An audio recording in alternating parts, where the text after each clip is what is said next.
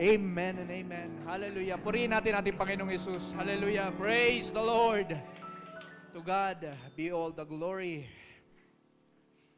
Napakagandang mga awit, mga kapatid. And I pray na pag mga lyrics na yan ay binabanggit ng ating mga labi, na ay binabanggit din ng ating mga puso.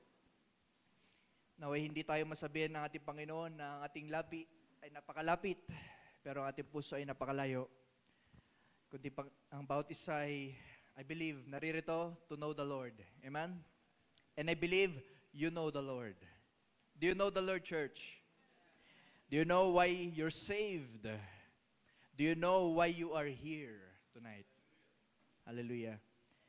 At sa gabing ito, nais kung tayo ay magbasa natin teksto bago tayo makaupo, tayo manatiling nakatayo sa pagbabasa. Nais kong samahan niyo ako sa aklat ng 2 Corinthians chapter 13, verse 5. This Paul speaking, verse 5, examine yourselves as to whether you are in the faith. Test yourselves. Do you not know yourselves that Jesus Christ is in you, unless indeed you are disqualified? Can we say amen to the word of God? Amen. Hallelujah. Tayo makaupo mga kapatid. Praise the Lord. Purihin ang ating Panginoon. I pray ang lahat ay nasa maayos sa kalagayan at ako'y muli ay nasa inyong harapan upang magbahagi. At daling kayo sa ilang mga bagay na tinalaki ni Pablo sa church ng Corinth. At sa ating binasa, ito ay maikli lamang. Ang sabi ni Pablo, at ito ay sasabihin ko rin sa inyo, examine yourselves as to whether you are in the faith. Yun ay itong ating pag-uusapan sa gabing ito, mga kapatid, and I pray lahat tayo ay kagaya ng encouragement sa ating MC, lahat tayo nawa ay alam natin kung bakit tayo naririto. Hindi lamang tayo naririto para ma-encourage, mga kapatid. Naririto tayo para matuwid, lumago, matuto, magsisi sa mga bagay na dapat pagsisihan, at abutin ang pagkatawag sa atin natin Panginoong Jesucristo. That's why ito ang ating pag-uusapan ngayon sa gabing ito. Ang sabi ng Apostol Pablo, at tadaanan natin ilang mga teksto, dahil ang 2 Corinthians, ito yung chapter 13, nasa dulo tayo ng book. Sabi ni Paul, examine yourselves. Katulad ng ating title sa gabing ito, The Christian Examination. I believe tapos sa mga exam ng mga kabataan, at ako ayoko ng exam sa school. Dahil bagsak ako lagi. But bumagsak man sa mga anumang material sa ibabaw ng lupa, naway sa exam na to ng Christian examination, mga kapatid, naway hindi tayo bumagsak. Now, ito yung nais kong itanong sa inyo at ma-exhort sa inyo, examine yourselves. How? Whether you are, listen, in the faith. Examine, suriin, patunayan, pagtibayin, ipakita. Hindi lamang sa pamamagitan ng salita, kundi pag sinabing patunayan, ito ay yung meron ka mga ebidensya. Hindi lamang ito naririnig, kundi ito ay nakikita. At upandalin natin sa context ang exhortation na ito ni Pablo, kagaya na sabi ko, ito ay nasa bandang dulo na.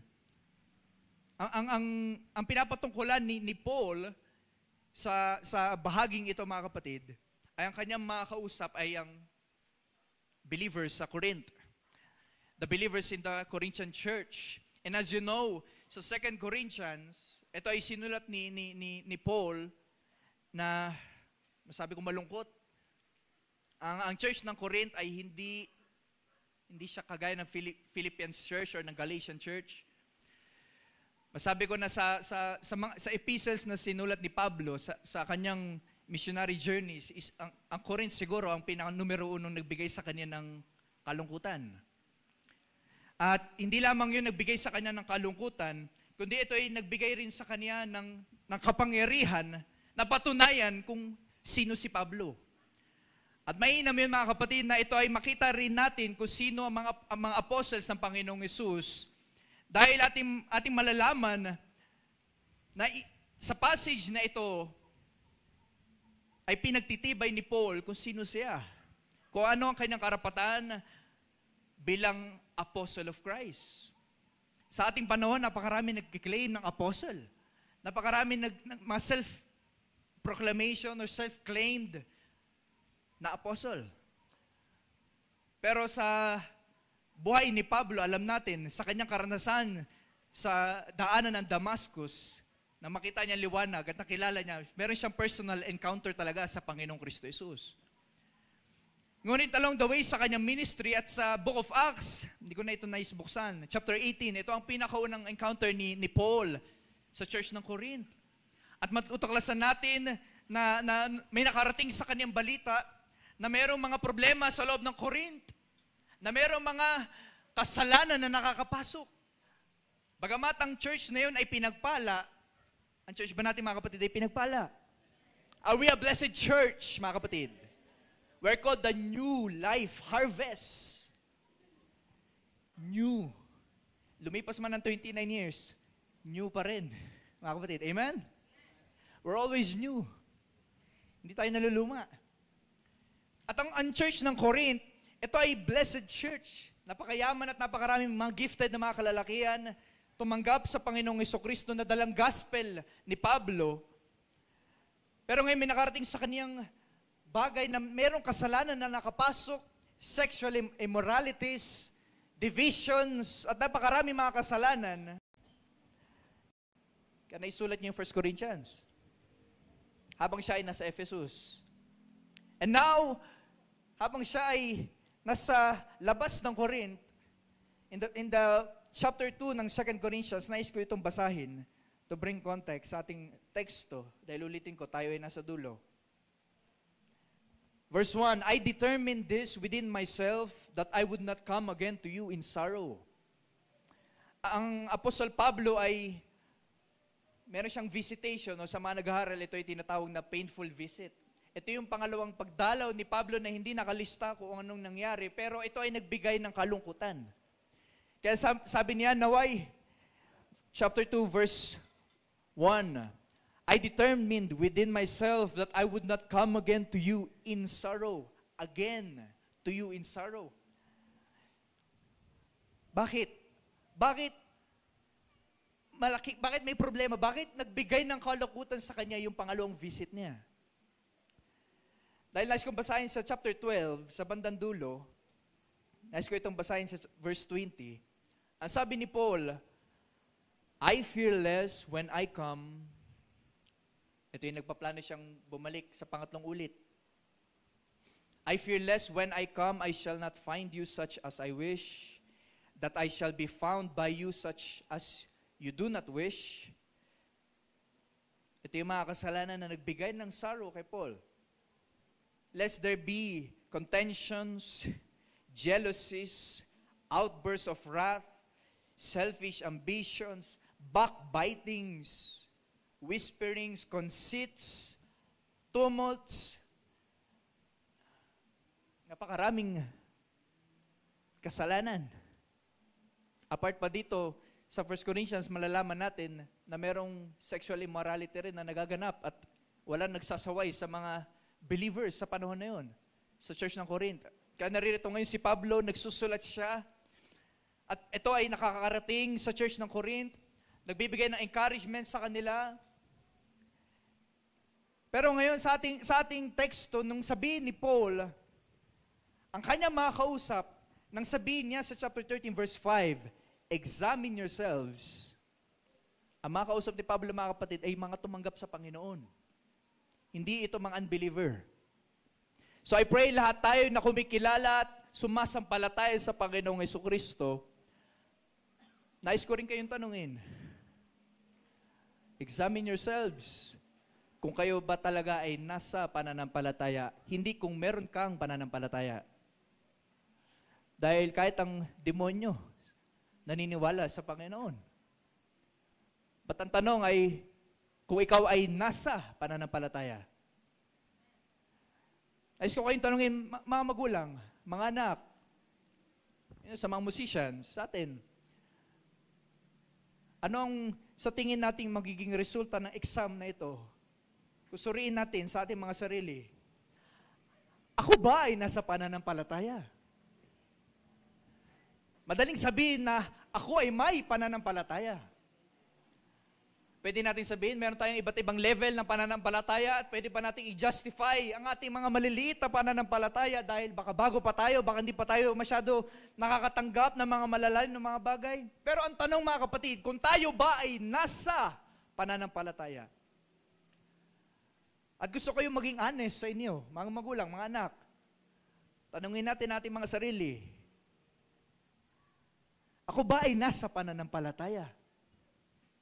At ang pananampalataya yung pinag-uusapan ni Paul dito nung kanyang itong iutos sa church ng Corinth, ay walang iba kundi ang gospel. Walang iba kundi ang Panginoong Jesucristo na kanyang pinangaral na sinabi niya, wala na kami ibang pinapangaral, kundi ang Panginoong Jesucristo na na-crucify, namatay, nabuhay, para i-reconcile kayo sa Diyos. At kami yung mga apostles as ambassadors of Christ, binigyan at inatasan ng trabaho para kayo na mga Gentiles, kayo na mga Gentile believers, ay ma-convert sa katotohanan. Mababasa pa natin sa 1 Corinthians, nice ko ito idanan, hindi na natin buksan upang makapag-save ng time. Malalaman pa natin na kahit si Paul ay confident na ang church ng Corinth, mga kapatid, ay nilinis, minatuwid, pinabanal. Sila ay tumanggap. Sila ay mga believers. Hindi sila mga bagong mga believers at walang alam sa Espiritu Santo, na walang alam sa Panginoong Kristo Jesus, na mensaheng dala ni Paul. Ang mga tao na ito ay genuine. Nais kong magbasa tayo ng ilang teksto para ito ay mapagtibay natin.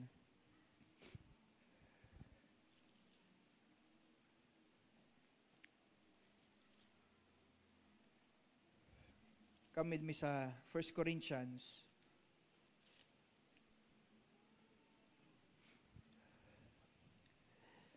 Verse 9. 1 Corinthians chapter 6, verse 9. Do you not know that the unrighteous will not inherit the kingdom of God? Do not be deceived. So ano yung mga unrighteous?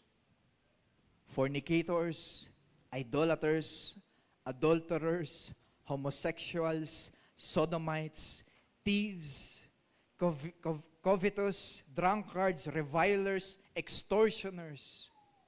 Itong listahan na ito ng mga tao at mga kasalanan ay hindi magmamana ng kaharian ng Diyos. But ang sabi ni Paul, verse 11, such were some of you.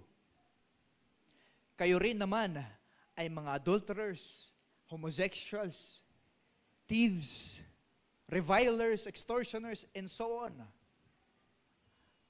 Pero past tense, such were some of you, dati. So ganun kayo dati, sabi ni Paul. So ano meaning nun? Kung sila ay ganun dati, may tinanggap sila.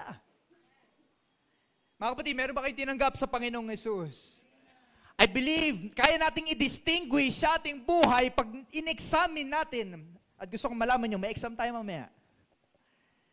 Nice kung ang bawat isa sa atin ay kaya nating i-distinguish kung ano ang pagkakaiba natin noong tayo ay hindi pa tumatanggap sa Panginoon at ngayon na tumanggap na sa Panginoon. Naway alam natin kung ano yung pagkakaiba natin. Dahil kagaya pa na exhortation ni Paul, ang sabi niya, examine yourselves. Ngunit sa ating panahon, napakadali natin mag-examine ng ibang tao. Kaya nasabi natin kapatid, pag hindi binati, baka magtambo. Minsan, di ba? Minsan, pag meron late, minsan na-examine agad natin, ay, responsible si brother. Minsan, pag tayo ay nakakita ng hindi man lang naglilinis, ano ba yan? Pero, dali natin sa ating sarili. Examine yourselves. Huwag muna natin tignan ng katabi ka, gaya na sabi ng Panginoon. Huwag mo muna tignan yung napakaliit na saludsud sa mata ng iyong kapatid. Tignan mo muna yung troso na nasa iyong mata.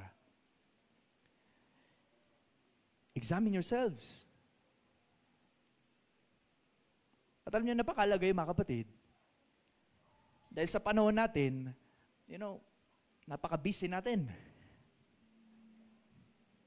Meron bang makakapag-deny na hindi naman kami busy? Alam niyo, maraming negosyante nagsabing gusto mag-business kasi maraming free time. Pero maraming negosyante, walang free time. Meron din nagsabi, gusto ko mag-online work, mag-work from home kasi may time. Pero marami ring wala pa rin sa gawain, kahit work from home. So minsan, dahil sa kabisihan ng buhay, minsan kailangan natin na-examine yung sarili natin eh. Ulitin ko, hindi yung iba. Baka sabihin natin, tama kasi. No, examine yourselves. See if you are in the faith, mga kapatid. Hindi see if you have faith. To see if you are in the gospel, in the apostolic message na dala ni Paul, ng mga apostles, in the gospels, at higit sa lahat, dala ng Panginoong Yesus. Tingnan natin, nasa pananampalataya ba ako?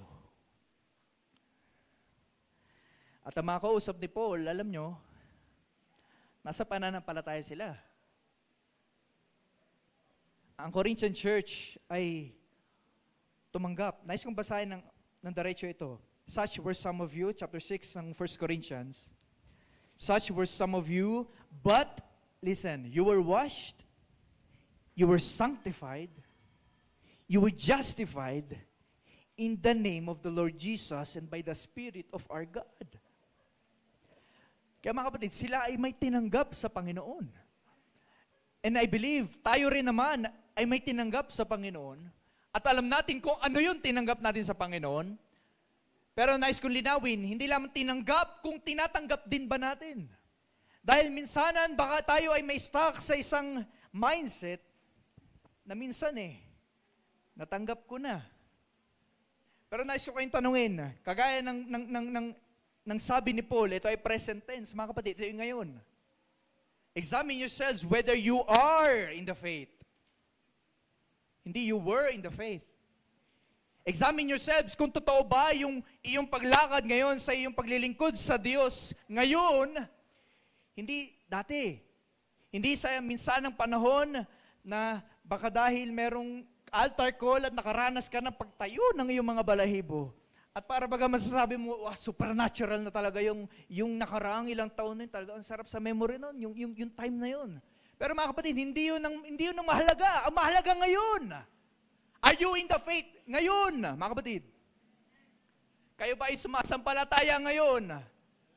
Mga musicians, ngayon. Dahil pag tayo ay minsan na-stuck sa ating karanasan, minsanan na, proud na proud tayo dun sa nakaraan na tagumpay. Pero teka lang, alam ko overcomer tayo. Alam ko conqueror tayo everyday Right? Kagaya pa nating tema nating anniversary. Naway mag-level up tayo mga kapatid. Naway hindi tayo nag-level up isang beses at binabalikan natin yung time na yun. Alam nyo ba, nung before pandemic, grabe talaga, ang init-init namin. Paano ngayon?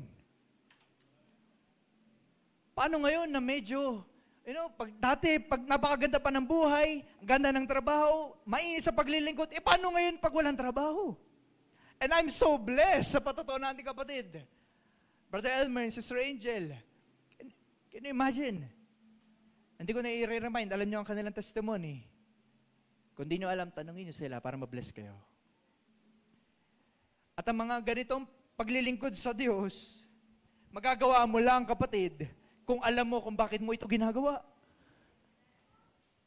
Dahil hindi mo yung gagawin kung hindi mo alam kung bakit mo gagawin. Dahil ang kausap ni Paul dito ay, I believe, same na mga kausap ko rin, mga believers. If you believe, do you believe, mga kapatid?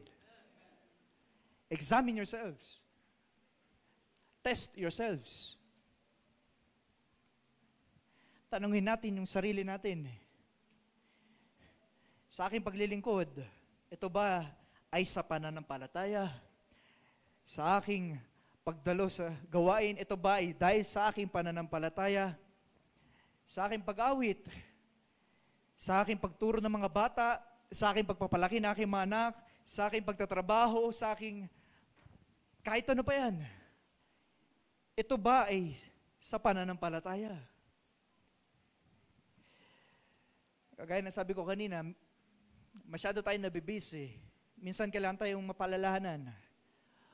Minto ka muna at mag-isip. Baka nalilis ka na. Nakakatakot na warning ang binigay natin Panginoon. Meron 200.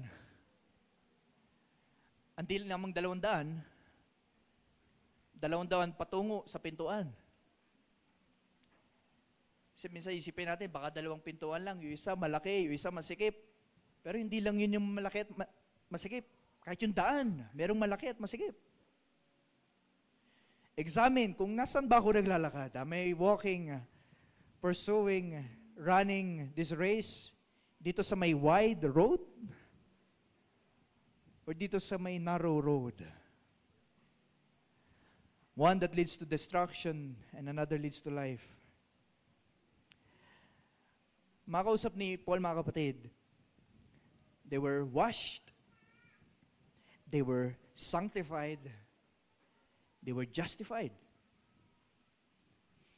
At alam nyo, confident si Pablo sa bagay na yun, na yung mga kausap niya, mga believers. Sa ating teksto, sa chapter 13 ng 2 Corinthians, ang sabi niya, do you not know that Christ Jesus is in you? Ganon ka-confident si Paul. Pero nung kanyang sabihin ito, examine yourselves. Dahil yes, dala-dala ni Pablo ang gospel, ang good news to the Gentiles sa napakarami mga churches at particularly sa dakong ito ay sa Corinth, merong sumisira sa kanyang pangalan. Merong false testify sa kanya, kagaya nating pinag-aralan nakaraan, kay Stephen. Nais ko magbasa tayo ng ilang mga teksto. 2 Corinthians chapter 10, verse 10. Ito ay nagsasalita siya in third person. Sabi niya, for his letters, they say. Ano yung mga they dito? Ito yung mga false apostles. Ito yung mga nagpapanggap na mga apostles. Na yes, tumanggap sila sa mensahe na merong Jesus Christ. Pero ngayon, sinisiraan nila si Paul. Sabi nila, they say, his letters are weighty and powerful. Sa ibang salin pa, bold. Ang letter ni Paul sa Corinthian church at sa mga iba't ibang mga churches ay matitigas sa mga salita. Persuading and convincing words, mga kapatid. Pero ang sabi ng mga tao na yun, ng mga false apostles na yun, ang kanyang letra, ang kanyang mga sulat ay mabibigat, matitimbang, makapangyarihan. But his bodily presence is weak. His speech, contemptible. Sa ibang salita, yung mga sulat ni Paul, magaling lang yan sa sulat. Pero pag tinignan mo si Pablo, mahina. Hindi siya dynamic preacher katulad ng mga false apostles. Hindi siya yung talagang panagsalita, yung talagang makikinig ka. O at least yun yung paninira ng mga false apostles. Magaling magsulat si Paul. Matitimbang, makapangyarihan, ang powerful ang kaniyang mga sulat. Talagang mamumove ka sa kanyang sulat. Pero pag nakita mo siya, maniniwala ba kayo na apostle yan ng Jesus Christ?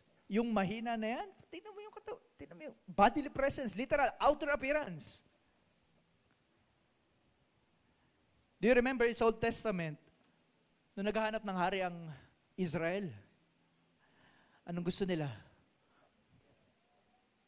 Matangkad, gwapo. Yung pagtinig mo talagang, parang ding-dong Dantes. Pero sabi ng Panginoon, teka, merong anak si Jesse. Si David, yung bunso. Sino yung maliit? Yung outer appearance, naghalaga lang ng mga tupa. Pero parang ganito yun eh. Ang sinasabi ng mga false apostles na ito at iilan sa mga na-persuade ng false news na dala ng mga false apostles na ito, na si Paul, magaling magsulat. Pero pag tinignan mo siya, pipitsugin lang yan eh. Hindi siya convincing pag tinignan mo siya. Hindi siya maganda yung figure ng physique. Mahina siya. At hindi lang yun. His speech is contemptible. Kahiya-hiya. Yung tipong pa nagsalita, hindi mo pakikinggan. Baka sabihin mo na lang, Paul, magsulat ka na lang, ayaw kita pakinggan. Ganito ang paninira ng mga false apostles kay Paul. Now, hindi ko alam kung yun ay totoo o hindi, dahil wala naman tayong litrato ni Paul. Pero regardless, malalaman natin sa chapter 13, sa ating teksto, na si Paul, yes, siya ay mapagpakumbaba, siya ay humble and meek, and all throughout Corinthians, ito ay kanyang pinakita, dahil yes, meron siyang personal encounter sa kanyang Panginoon, na mapagpakumbaba, na maamo. Pero sa dulo pa ng chapter 30, malalaman din natin na kaya rin ni Paul maging matulis yung salita, na hindi contemptible. Kaya niya rin maging matapang. Pero malalaman pa natin na sabi ni Paul, hanggat maaari, wag na. Sa sulat na lang, magsisi na kayo. Pero ngayon, ito ang dahilan, kaya ang sabi ni Pablo, sa chapter 13, nung kanya sabihin ito, examine yourselves, dahil nais kong matras tayo, open our Bibles, verse 1 ng chapter 13. This will be the third time I am coming to you. By the mouth of 2 or 3 witnesses, every word shall be established. Ito ay pag-quote sa Deuteronomy. Ito ay, kumbaga, ina-acknowledge o inahalin tulad niya sa kanyang pagdalaw, I believe. Dahil ang sabi niya, I will be there the third time, by the mouth of 2 or 3 witnesses, every word shall be established. So I believe ito ay pagpapatibay ni Paul, na sabi niya, babalik ako dyan sa pangatlong ulit para ipagtibay ang mga bagay na ito. Verse 2, I have told you before, nais ko basahin sa NASB,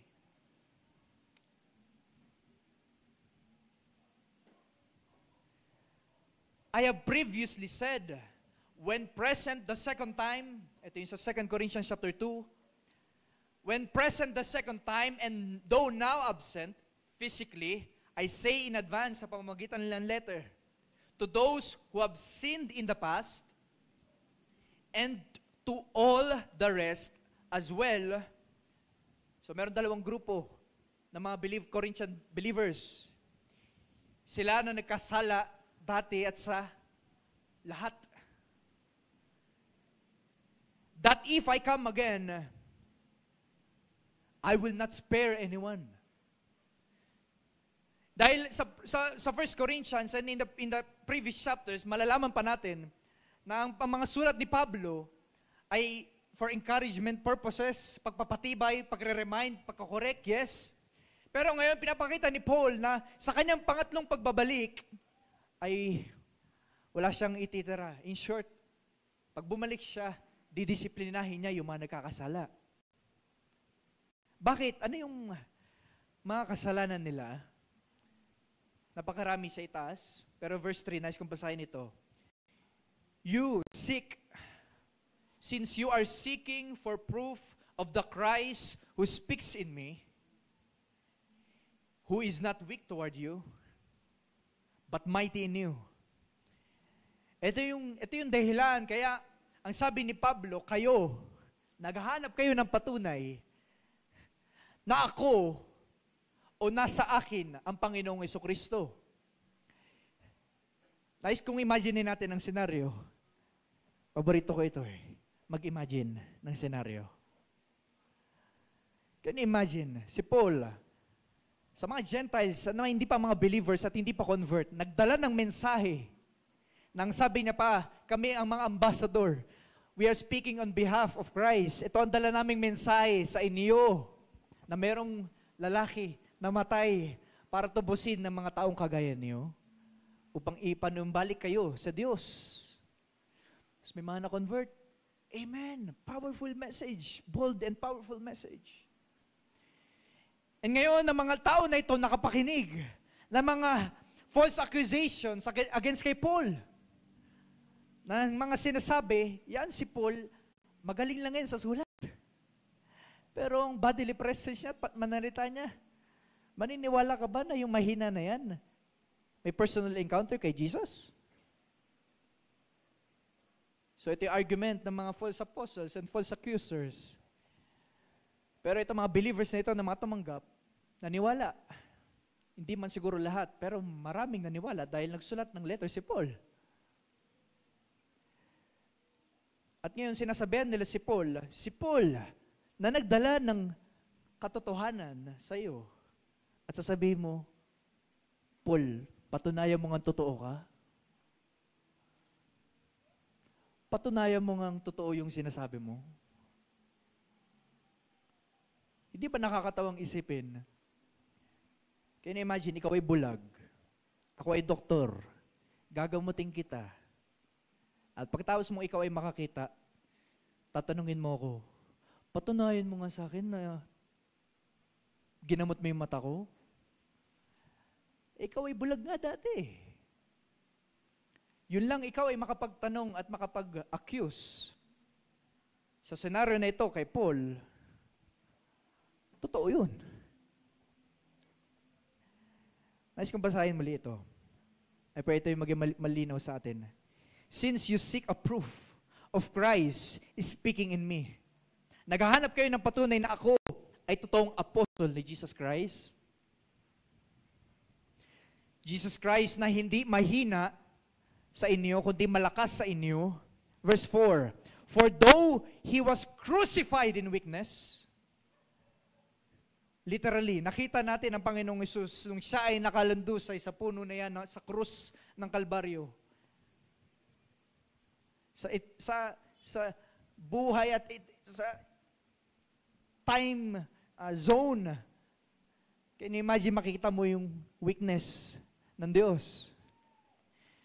Pero, ang sabi ni Paul, yet He lives by the power of God, for we also are weak in Him, but we shall live with Him by the power of God toward you.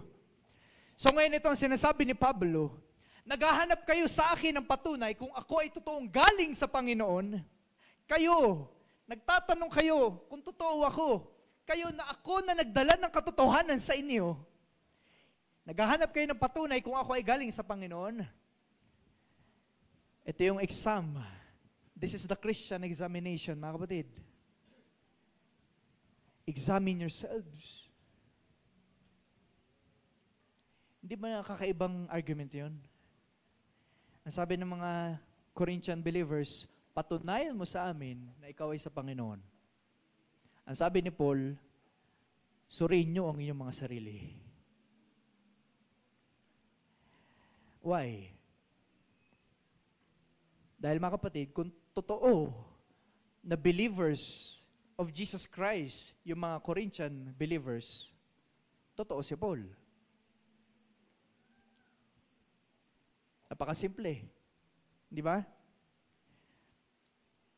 Kung totoo na pag in-examine mo sa iyong sarili, totoo bang namatay si Jesus Christ at tinubos kami ngayon? Sumasampalataya ako sa mga bagay na yun. Pero yung mga bagay na yun na nagdala sa amin nun, itong maliit na weak appearance at yung pananalita ay contemptible. Totoo kaya yung sinasabi niya? Well, kung totoo yung nasa iyo, totoo yung sinasabi niya. Pagpapakita ito mga kapatid, na hindi tayo dapat tumingin sa mga tao. Ang tignan natin ang mensahe. Pero isang bagay pa na dapat natin tignan at suriin, ang ating mga sarili. Kailan pa natin narinig sa sanlibutan na suriin mo ang iyong sarili? Ang alam ko, ang sinasabi ng sanlibutan, believe in yourself. Hindi lamang yun. Be different. Be unique. Be special. Be someone na kakaiba. Kaya mga Disney movies ngayon, napaka-corrupt na. May example, nagpapakita na pag-disobey sa mga magulang. Bakit? Do it my way. I want to write my own story. Yan ang sinasabi ng sanlibutan, mga kapatid. Pero gusto kong malaman sa inyo anong sinasabi ng salita. Examine yourselves. Hanapin niyo sa araw-araw. At ang pag-examine, mga kapatid, hindi ito pagpapakita ng kaligtasan.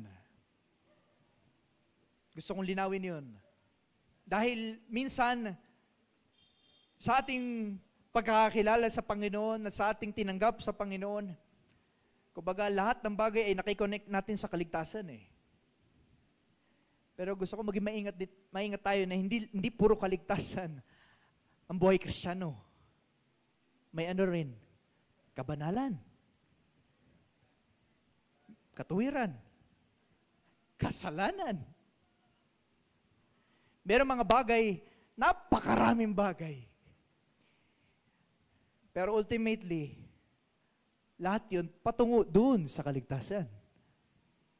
Pero kagaya na sabi ko kanina, sa warning ng Panginoong Hesus, hindi lamang narrow gate at wide gate. Meron ding narrow way at wide way. Nais ko magbigay ng dalawang headings ba tawag yan? Dalawang points sa bagay na ito. First point is the necessity of self-examination. The necessity of self-examination. At nais kong magbigay ng ilang points sa bagay na ito. Dahil naniniwala ko ito ay mahalaga. This is the most important exam, mga kapatid. Sa mga taong tumanggap at nakarinig sa buhay ng Panginoong Hesus in the biblical times, ang laging o ang pinaka-importanting na itanong na ay ano? What do I have to do to be saved? What must I do to be saved? Pero ngayon na pag-uusapan natin, hindi lamang about, are you saved? Pero marami pang bagay. It's an exam. Madali lang exam kung isa lang yung tanong. The necessity of self-examination. Ang pinakaunang punto nais kong dalhin sa inyo, mga kapatid. Para examine natin ating sarili, self-examination, ito muna pinakamahalagang matandaan natin, is not a lack of faith or a lack of assurance. Hindi ito sinasabi ni Paul, examine yourselves as to whether you are in the faith, at para bagang pag ini-examine mo ang sarili mo, para bang ikaw ay nagdududa at walang assurance. Hindi ganon. Mahalaga ang pag-examine ng sarili. Pero not for the purpose na dahil ikaw ay nagdadalawang isip, kundi ikaw lalo ay ito ay pagpapakita lalo na ikaw ay nagtitiwala sa Diyos. Paano? Nais kong magbukas tayo ng ilang mga teksto. Sa Proverbs, nais kong buksan ito sa Proverbs chapter 3, verse 5. Trust in the Lord with all your heart, and lean not on your own understanding. And in all your ways, acknowledge Him. In all your ways, sa pagpapalaki ng anak, i-acknowledge mo na may Diyos. Sa iyong pagtatrabaho, kung ikaw man ay nasa opisina o nagmamaneho, acknowledge mo, malaman mo na meron Diyos. Pero hindi lamang to acknowledge God, but to trust in God. And to trust in God, ay hindi ito pagpapakita na dahil ikaw ay nagdadalawang isip sa paglilingkod, kundi nagpapakita yun ng na wala kang tiwala sa iyong sarili. Do not lean on your own understanding. Dahil minsan, pag ito ay napag-aralan, alam nyo, pag ito ay napag-aralan, to examine yourself, minsan sa mga modern Christians, nagiging legalistic naman kayo masyado. Kailangan nyo bang i-examine? We're in the grace. At meron pa tinatawag na free grace or easy believism. Alam nyo yun? Na meron mga grupo ng mga tao na naniniwala na pag sila'y minsan ng sumampalataya, hindi na mahalaga ang kabanalan ng buhay. May mga churches na ganyan. Pero nais ko kayong itanong, idaan sa exam na ito, examine yourselves whether you are in the Word of God. And to examine yourself, hindi ito pagpapakita na wala kang pananampalataya, na parang bang ikaw ay mahina, na nagdadalawang isip. Ito ay pagpapakita na wala kang tiwala sa iyong sarili, kundi may tiwala ka sa Diyos. Yun ay magkaibang bagay. Ito ay pagpapakita na ikaw ay seryoso sa paglilingkod sa Diyos. Kung gusto niyo maging seryoso sa paglilingkod sa Panginoon, tignan niyo yung buhay niyo. Ikumpara niyo sa mundo at ikumpara niyo sa salita. Ikumpara niyo yung sarili niyo. Huwag yung ibang tao. Ikumpara niyo yung sarili niyo sa mundo. At isalamin niyo sa salita ng Diyos. Ang pag-examine ng sarili, mga kapatid, ito ay pagpapakita lamang na gusto nating lumakad ng tama. Na mahalaga sa iyo, kapatid, literal, mahalaga sa iyo yung paglilingkod sa Diyos. Ang pag-examine sa sarili ay pagpapakita sa iyo o pagpapakita na mahalaga sa iyo ang paglilingkod sa Diyos. In all your ways, acknowledge Him. And He will direct your paths. Sa isa pang teksto ni Pablo sa 1 Corinthians chapter 10, verse 12. Sabi ni Paul, therefore, let him who thinks he stands, take heed, lest he fall, or that he does not fall. Ang sabi niyo, ito ay warning. Mag-ingat siya na nag-iisip na siya ay nakatayo. Mag-ingat siya, baka siya ay mahulog at madapa. So always examine yourself. Huwag tayong masyadong nakatingin sa itaas. Hindi na natin nakikita ang ating sarili. Di ba marami nagsasabing ganyan? Lalo sa modern Christianity ngayon. At napakarami kong, hindi naman napakarami, pero meron akong ilang mga friends sa Facebook, mga schoolmates, mga ganyan and so on. Mga church. Ito yung na-share ko sa ilang brothers. Narak-rakan talaga sa loob ng church. At minsan nila nasabi na ito ay para sa Panginoon. This is for the Lord. Or this is for the Lord's name. Blessed. #blessed. Ay, kung wala kang alam sa salita ng Panginoon, masasabi mong, ang cool ng mga Kristiyano ah. Pwede pala yun sa loob ng gawain. Well, pwede yun. Pero kagaya ni Nede Benebijo, pwede yun, nagawa nila yun. Nasunog sila. So be careful, lest you fall. Second point, the necessity of self-examination.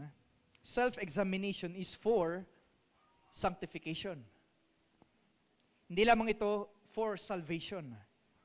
Nais ko magbasa na ilang text. 1 Corinthians chapter 9, verse 24.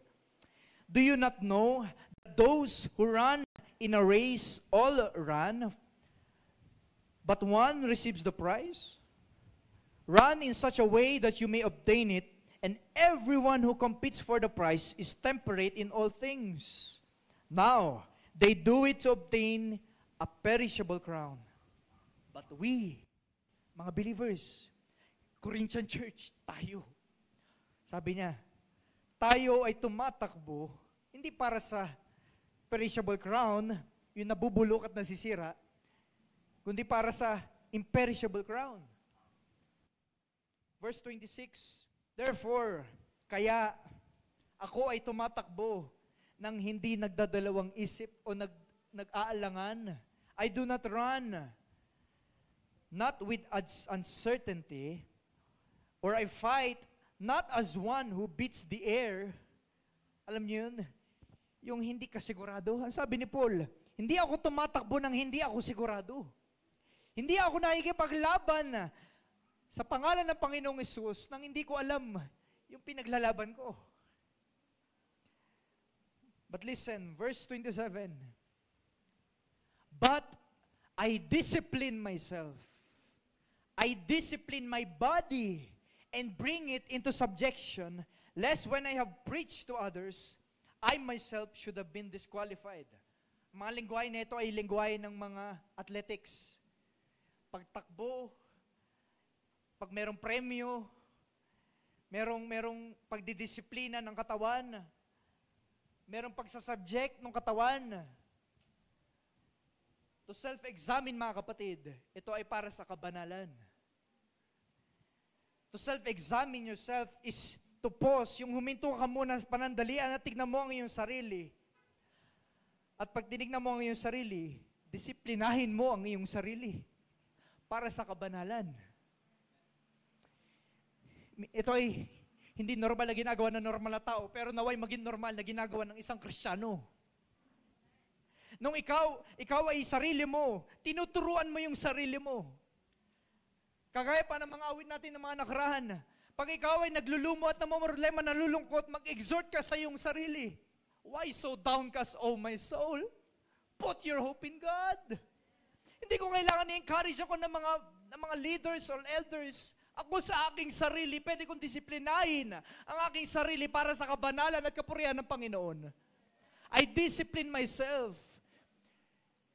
Alam niyo, imposible yun sa isang normal na tao. Kalokohan yun sa isang karnal na tao. These things are spiritually discerned. So examine yourself. Discipline yourself. Practical na advice. Pag ikaw ay inaantok sa gawain, kurutin mo ang iyong sarili. Narinig ko ito minsan kay Pastor Benji sa isang gawain ng mga kabataan. Dahil sinasabi niya, oo, pagod ako sa mga bagay, sa ibang mga trabaho, sa pamilya, lalo na, daming anak ni Pastor Benji. Pero minsan pag inaantok, kinukurot niya yung sarili niya. Alam niyo ba, pagdidisiplina yun? Pag ikaw ay nadidistract, nagpe-praise and worship, may nag-message, discipline yourself. Mamaya na yan. Sasamba ko sa Panginoon kasama ng mga mananampalataya. Discipline yourself. Huwag na maghintay ng deacon na mag-announce. O, yung CR, baka naman pwedeng linisin. Yung mga upuan, yung mga tubig. Pag nakita mo, ikaw na individual na Kristiyano, believer, disente naman kahit papaano siguro dahil tayo mga anak ng Diyos. Walang pinabayaan at walang, masasabi kong walang baboy na anak ng Diyos. Discipline yourself. Do it. Subject your body. Pag ikaw ay nadidistract, pero alam mo na ito ay katotohanan, pero ang iyong emotion ay medyo wala sa mood, medyo boring yung music ngayon medyo tahimik yung music. Pero alam mo, sa iyong sarili at sa iyong pagkataong loob na katotohanan, ako ay maglilingkod sa Diyos. Discipline yourself, maglilingkod ako sa Diyos. Huwag na natin hintayin ang napakagandang mga ambient sounds, mga ilaw na dumidilim, mga tao na sumisigaw para tayo ay, uy, teka lang, medyo sumisigaw na yung nangangaral, makikinig na ako. No! Discipline yourself. Hindi mo kailangan maging magulang para disiplinahin ang mga bata. Simulan mo ngayon sa iyong sarili. Preach to yourself. Sabayin mo ang iyong sarili. That's the exam. Dahil, pag hindi natin ginawa yung exam ngayon, at bumagsak ka sa exam, nakakatakot ang parusa. Self-examination is for sanctification. Thirdly, to examine yourself is a defense against false doctrines. Examine yourself is a defense against false doctrines. Why? Dahil ito yung sinabi ni Paul sa Corinth. Pinakinggan niyo yung false accusations, false doctrines, pagtitwist ng mga katotohanan. Examine yourselves. Dahil alam ko, tumanggap kayo sa Panginoon eh. I believe 90% siguro sa atin ay bautismado na sa tubig. Hindi ba? Pero I would say, and I want to say it with 100% assurance, na lahat tayo ay genuine Christians. Pero yun ay kaya ko lang sabihin. Ikaw pa rin na nakakaalam nun. Dahil ikaw ang gagawa ng exam. Hindi ito pwedeng gawin sa'yo ng ibang tao para sa'yo. Ikaw rin ang gagawa nito. So to examine yourself is a defense against false doctrines. Nais ko magbasa ng ilang teksto muli. 2 Corinthians, ito sa ating teksto. Ito yung paglalatag ni Paul.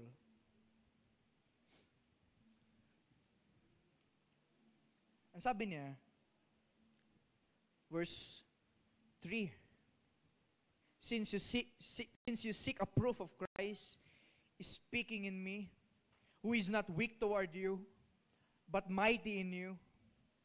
For though he was crucified in weakness, yet he lives by the power of God.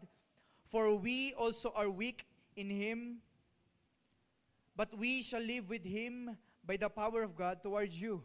At mapapansin natin mga kapatid, dito sa mga teksto na ito, paulit-ulit sinasabi ni Paul ang weak. At even sa previous chapter, sa chapter 12, malalaman natin, alam natin ito, yung thorn in the flesh. He has given me a thorn in the flesh that I might not boast. And so on and so on. But I boast in my infirmities, because though I am weak, He is strong. Nang sabi ng Diyos, my grace is sufficient for you. Alam niyo, ba't yun ay palaging dinidinan ni Paul, the weakness? Dahil yun yung accusation sa kanya eh. Na mahina siya. Yung salita niya, pautal-utal, hindi masarap pakinggan. Pero ito yung sinasabi ni Paul, mahina man ako, malakas siya. Kaya kahit mahina ako, magagalak ako. Sabi niya pa sa ilang sulat niya, let him who glories in the Lord. Let him who boast in the Lord. Kung magmamalaki man ako, magmamalaki ako sa Panginoon. Kung magmamalaki man ako sa aking mga kahinaan, ito ay para sa Panginoon pa rin. Hindi dahil sa aking sarili na talagang nagpe-persevere ako, malakas ako. No. Though I am weak, He is strong. So to examine yourself, mga kapatid, is a defense. Na kahit man sabihan ka ng anumang mga bagay na hindi totoo, pero pag nakita mo sa iyong sarili, na totoo ang aking tinanggap, totoo yung pagbautismo sa akin. Acts chapter 2, verse 38, nung ako ay binautismuhan, merong testimony kanina, binautismuhan ng ating kapatid, Brother Jeremiah, totoo yun. Nung ako ay binautismuhan 10 years ago, 5 years ago, nung ako ay umiiyak, nagpatotoo sa harapan ng mga kapatiran, totoo yun. Ikaw lang ang nakakaalam nun, kapatid. Do the exam yourself. Examine yourself. And when you examine yourself, ikaw lang din naman nakakaalam kung totoo yun. The preachers can assume, the preachers can encourage, can hope and pray. Kagaya pa ng prayer ni Pablo sa verse 7.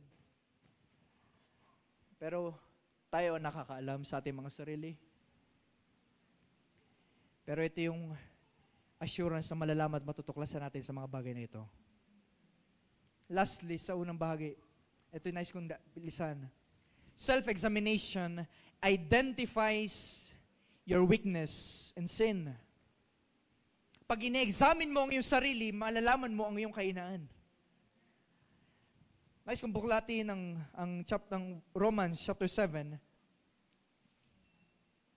Ang sabi ni Paul, noong ito ay tinitignan niya sa kanyang sarili, na matanggap niya ang gospel, at ang sabi niya, verse 21, I find then a law that evil is present with me. Nag-contemplate si Paul. Dahil sa taas pa ng mga bahagi na ito, ang sabi niya, yung mga bagay na dapat kong gawin, hindi ko ginagawa. Yung mga bagay na hindi ko dapat gawin, ginagawa ko. At nalulungkot ako pag ginagawa ko yung mga bagay na hindi ko dapat gawin. Bakit kaya? At ang sabi ni Paul, I find then, i-conclude ko na lamang, na merong dalawang buhay sa aking katawan. Merong dalawang nature sa aking katawan. Merong sinful nature. Itong laman literal nasa mortal bodies na ito, mga kapatid. At malalaman nyo sa chapter 6 pa ng Romans, ang sabi niya pa, huwag niyong hayaan na manaig ang kasalanan sa pisikal na katawan. Dahil ang kasalanan pisikal, nasa katawan. Literal, nasa katawan. Pag makarinig ka ng bagay na hindi maganda, ang iyong isip na pisikal ay mag-iisip ng mga makasalanan ng mga bagay. Hindi normal na mag-isip pag ikaw ay sinalita na masama, ang sasabihin mo, God bless. Hindi ba? Minsan lang tayo mapinahan at mabusinahan na malakas ang pupasok sa talagang driver na to. Ang kasalanan kasi ay nasa katawan. Pero sabi ni Paul, pero meron ding isa. Ito yung nabago. Paano nabago? Ito yung nagnanasa ng kalooban ng Diyos. Na bagamat, yes, ang aking katawan ay merong kasalanan na nasasatisfy at ibibigyan ng pleasure pag gumagawa ng kasalanan. Pero ang sabi ni Pablo, nung akin na-examine na aking sarili, nalaman ko meron ding gustong magbigay ng kaluguran sa Diyos. Mga kapatid, I pray, lahat tayo, naway hindi natin malagpasan ang bagay na yun, na nawa, meron sa atin, merong parte sa atin na nagsasabing gusto kong magbigay ng kaluguran sa Diyos na nagligtas sa aking buhay. Na dadalo ko sa gabing ito dahil ito ay magbibigay ng kaluguran sa Panginoon. Meron nawa bahagi sa atin, nature sa atin, na nagsasabing naroon dapat ako sa gawain na yan dahil ang salita ng Diyos ay maipapangaral at nangangailangan ng aking kaluluwa. Ito yung nakikita ni Paul nung kanyang in-examine ng kanyang sarili. Pag in-examine mo ngayong sarili, makikita mo ang kahinaan mo, maging ang kasalanan mo. You know, ito yung lagi namin napag-usapan na aking misis. You know, sa mga kabataan, hindi natin mapipigilan na sila ay ma-expose sa mga maruruming mga bagay. Kasi minsan, kahit mga bata, may cellphone na. I believe, ako ay una nagkaroon ng cellphone, grade 6. Galing pa sa aking daddy na ginamit ng kuya ko. Tapos sa akin yan, ang mga bunso, pasahan yan eh. Mga gamit na gamit eh. Pero ngayon, mga 6 years old, so meron na. Minsan namin napag-usapan na, dahil kami nagpapalaki na aming baby, na hindi natin mapipigilan na sila ay ma-expose sa mga bagay ng mundo na mga masasama at marurumi. Pero isang bagay ang pwede natin gawin, mga kapatid. Gusto niyo malaman ko ano? Pwede niyong i-extend yung panahon na sila ay ignorante. Dahil hindi tayo walang magagawa na dahil ang sama na talaga ng panahon. You know, kahit sa Shopee, ako'y nalulungkot kahit sa Shopee, ginawa ng parang social media, may mga malalaswa. Can you imagine? Mag-order ka lang ng Tide, ng sabon, o ng gatas ng anak mo. May makikita ka pa mga sumasayaw. Hindi mo na kailangan lumabas. Can you imagine? Ang sama naman ng mundo. Pero bagamat masama ang mundo, may pwede ka pa rin gawin. Hindi ka optionless. Ganun sa mga pagpapalaki ng mga anak natin. Pwede natin i-extend yung innocence nila. I pray sa mga kabataan ngayon, bagamat ako ay confident sa bagay na ito, 11 years old, wala nang inosente sa panahon natin. Kaya mga magulang, maging maigpit kayo. This is not from me. This is the word of God. Ang kaaway ay parang leon, naghihintay ito'y pinag-usapan namin, Daddy, hindi lamang maitatrap na ikaw ay masasaktan pag natrap. Hindi, ang kaaway ay naghihintay at naghahanap ng malalamon. Paglalaroan ka ng kaaway. Huwag niyong payagan ng inyong mga anak ay paglaruan ng kaaway. Don't give them to the enemy. Train up a child in a way he should and he must go. Di bali na magtampo sa iyong anak. Kung para sa kapurihan ng Panginoon, makikilala niya, dadating ang araw, anak, maintindihan mo din. Dahil dadating ang araw, pasasalamatan ka ng iyong anak. Ay, salamat, naging mahigpit ka sa akin. Kagaya natin Diyos, sabi ng Hebrews, kagaya na isang ama, pinapalo ang anak, hindi para paluin lang, kundi para disiplinahin. So examine yourself, discipline yourself, find your weakness, and kill it. Patayin ang kasalanan. To the second point, and this is the last point. The verse is the necessity of self-examination. And this is the second and last point. The basis of self-examination. Dahil sabi ni Paul, examine yourself whether you are in the faith. At nasabi niya pa sa baba, do you not know that Christ Jesus is in you? So ang sinasabi ni Pablo, examine yourself kung nasa iyo ba ang Panginoong Jesucristo. Hanapin mo sa iyong sarili dahil confident and assured si Pablo na sila ay tumanggap sa Panginoong Hesus. Kaya sinasabi na hanapin niyo sa iyong sarili kung nasa inyo ba ang Panginoong Hesus. Pero nais ko kayong tanungin, mga kapatid, hanapin niyo sa inyong sarili, nakikita niyo ba ang Panginoong Hesus? Can you find Jesus Christ sa inyong mga buhay? Paano? One of the most evidence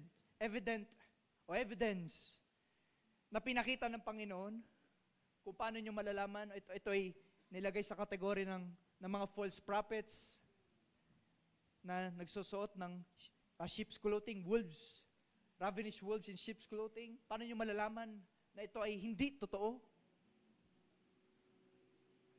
May gawa. may pagbabago. Imposible na ang Espiritu Santo ay manahan sa iyo at walang mabago. Ulitin ko, imposible na walang mabago sa iyo pag nanahan ng Espiritu Santo sa iyo. Bakit? Dahil bago manahan ng Espiritu Santo sa iyo, ikaw ay patay, ikaw ay bulok at walang kakayanan. Pero ang Espiritu Santo ay manahan sa iyo. Kung ikaw ay patay dati, ano ka ngayon? Buhay! May kapangyarihan, may ligaya, may pag-asa, may kasiguraduhan. Hindi ka nagdadalawang isip, teka, mukhang nangihina na naman. No, you're assured, you're confident. Why? Because the Holy Spirit lives in you. So examine yourself, mga kapatid. Is Jesus Christ in you? Is Jesus Christ in you? Mga practical na mga bagay. Sa ating pananalita. Sa ating behavior sa loob ng church. I pray wala nagsasandalan ng ulo pag may gawain. I pray wala nagsusot ng mga shades pag nagagawain. I pray wala natutulog pag nasa gawain. Kung ganun tayo dati, disiplinahin natin ang ating mga sarili. Disiplinahin natin ang ating mga sarili. Huwag na tayo maghintay, kapatid. Wala naman nagchat-chat sa akin, pwede naman siguro to. No. Tingnan mo sa iyong sarili. Talaga bang okay ako ay magbihis ng ganito sa labas ng gawain, pero sa loob ng gawain, medyo mahaba naman. Pag sa labas, medyo okay lang naman siguro. Tanungin mo yung sarili, talaga bang okay lang yun? Listen to yourselves pag ikaw yung nakikipag-usap sa iyong mga magulang, sa iyong mga elders. Talaga bang okay lang? Can you imagine? Na ikaw ay magsalita ng mga maruruming mga bagay. Sa ating mga private lives. Ask yourself, examine yourself. Sa ating mga cellphone. Tuwing tayo ay nagsaswipe, tanungin natin ang sarili natin, habang examine natin, okay lang ba to?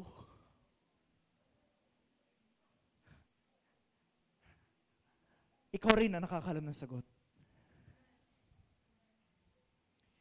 Why? Because the basis of self-examination is Jesus Christ. Siya ang basis. Hindi ang karanasan mo. Hindi ang karanasan mo na, talagang pinagpala ako nung nakaraang joint. Talagang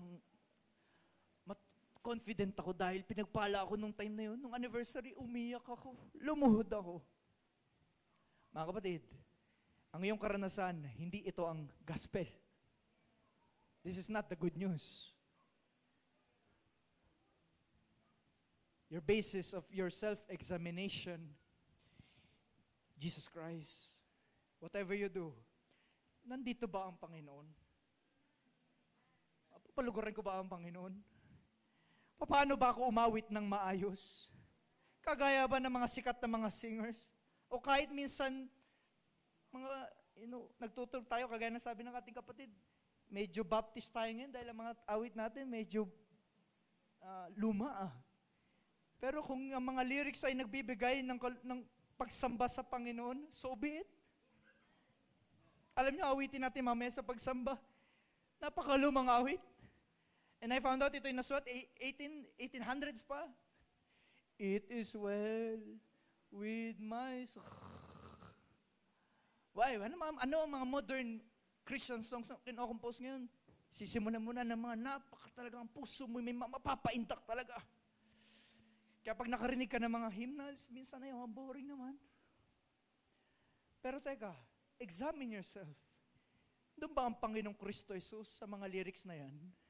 Uy, nandun na. Tara, awitin natin sa Panginoon. Doesn't matter kung ang boring ng beat. If the lyrics magnifies and glorifies God, sing it with all of your heart. Because the basis of your self-examination is not your feelings, not your desires, not your experience, but Jesus Christ. So we ask ourselves, mga kapatid, bago tayo magtapos, nice kung duman tayo sa brief examination. At nice kung sagutin nyo ito sa inyong mga sarili. Ask yourself, bakit kumahal ang Diyos? Huwag muna kayo tumingin sa akin. Tumingin muna kayo sa inyong mga sarili. Kung pwede, pumikit kayo. Sagutin niyo yung tanong, bakit ko mahal ang Diyos? Secondly, bakit ko mahal ang mga anak ng Diyos? Examine yourselves. Find the answer. Thirdly, what do you see when you look upon the cross where Jesus died? I pray may meaning pag nakikita natin ang cross. And lastly, ano ba na bago sa aking buhay nung makilala ko ang Panginoon? These are short questions, brief questions. And I would add, lahat sa atin na merong inawakang ministry, nakikita man o hindi, taga-ayos man ng upuan o hindi, umaawit man o hindi, umahawak man ng mikropono o hindi, umahawak man ng instrumento o hindi, nagtuturo man ng mga bata o hindi, tanungin natin mga sarili, pag ba tinanggal ang mga bagay na yan, ano ang matitira sa akin? Kung ikaw ay song leader, pag ikaw ay tinanggal sa song leader, ano ang matitira sa iyo? Kung ikaw ay teacher, kung ikaw ay minsan pagpahingahin muna, dahil sa ilang mga kadahilanan, tanungin mo ang iyong sarili, ano ang natira sa akin? Examine yourself. What do I have? And I pray, ang sagot natin mga kapatid, I have the Lord Jesus Christ. Tanggalan man ako ng instrumento, pinag-investan ko yan, kukunin sa akin, okay lang. I have Jesus Christ. I can still worship the Lord. Because when I examine myself, I find Jesus Christ.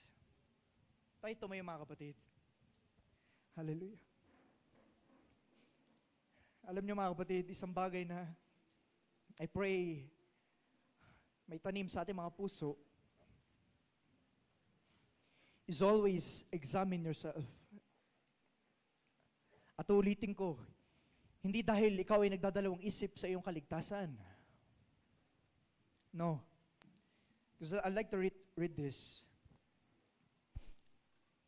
Sa Aklat ni Pedro, 2 Peter. Ito ba akin na ibigay, sister? 2 Peter chapter 1. I want you to listen mga kapatid. Verse 10. Sabi ni Peter, Therefore, brethren, be even more diligent to make your call and election sure. For if you do these things, you will never fall. Ano yung these things? Verse 5. This very reason, giving all diligence, add to your faith virtue, to your virtue knowledge, to your knowledge self-control, perseverance, godliness, brotherly kindness, love. Ang sabi ni Peter, maging masipag ka na na siguraduhin ang iyong pagkatawag at pagpili sa iyo ay sigurado. Ulitin ko, hindi ito lamang tungkol sa kaligtasan. May kinalaman din ito sa pagpapabanal. Dahil minsan, pag tayo ay nagkakasala, pag tayo ay nagkukulang sa ilang mga bagay, minsan tayo ay nayayanig, nagdadalawang isip. Pag tayo ay nakagawa ng kasalanan, na alam natin kasalanan, minsan tayo ay nagdadalawang isip. Pero ang sinasabi ni Peter dito, hindi para ikaw ay maligtas, kaya siguraduhin mo na gawin mo ang mga bagay na ito. Kundi ang sabi niya, pag ginawa mo ang mga bagay na ito, hindi ka mahuhulog. Hindi ka mag-i-stumble. Ano yung stumble na yun? You will not doubt. You will not fear. You will not question. You will not despair or sorrow. Hindi ka magdadalawang isip. Bakit? Dahil ginagawa mo at ninanais mong palagi ang mga bagay na ito, ang pagkilala sa Diyos, ang self-control, ang pananampalataya. Importante sa anak ng Diyos ang pagpapalagod sa Diyos. Kaya anumang kalagyan natin mga kapatid, I want to remind you and implant this to you, this wonderful song. When you examine yourself, ito yung awitin natin. It is well with my soul. It is well with my soul. It is well with my soul.